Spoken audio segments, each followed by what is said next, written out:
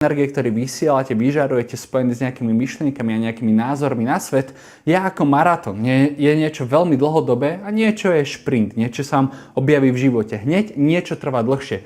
Takže akceptujte to. Pretože sa môže stať, že to nebudete akceptovať, teraz ste už naladení inak, odtiaľ to príde niečo maličké negatívne, čo nie je ani také silné, také veľké a vy do toho dáte pozornosť. Vy sa zlaknete, že sakra, ak sa mi mohlo stať teraz niečo zlé, keď ja už 3 týždne, už mesiac meditujem, vizualizujem, strážim si tú moju pozornosť, dávam pozor na seba, ako reagujem, ako sa mi to mohlo stať. A zrazu tam sypete energiu a zmena energie je hneď.